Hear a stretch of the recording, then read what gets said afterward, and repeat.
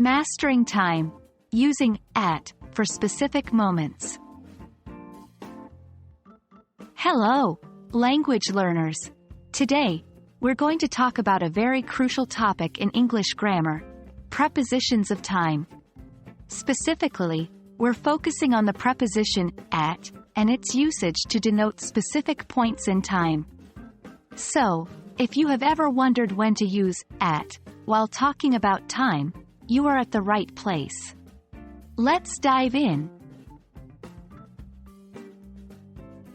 When it comes to time, at is a preposition often used to refer to precise points on the clock. This could be exact times, particular points in the day, or some set phrases. For example, I'll meet you at 5 o'clock. My flight leaves at noon. We always eat dinner at sunset. He was born at the stroke of midnight. Each of these examples uses at to indicate a precise moment or point in time. There are specific cases where we use at with parts of the day. Most notably, we use at with night. For example, I usually read a book at night. The stars are visible at night.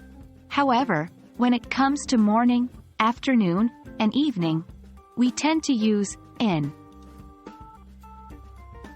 For example, I wake up early in the morning. I have lunch in the afternoon. I watch TV in the evening. Remember, English is a language with exceptions. Despite the rule mentioned, we don't use at with midnight and noon. Instead, we just say at midnight and at noon.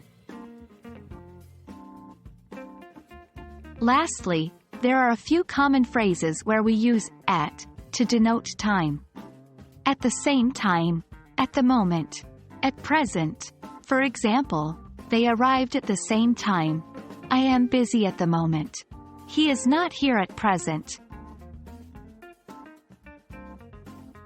And there you have it. That's our quick guide to using the preposition at for specific points in time. Remember, at is mostly used for precise times, specific points of the day, and in some set phrases. Keep practicing, and you'll have mastered this in no time. If you found this video helpful, don't forget to like, share, and subscribe for more English grammar lessons.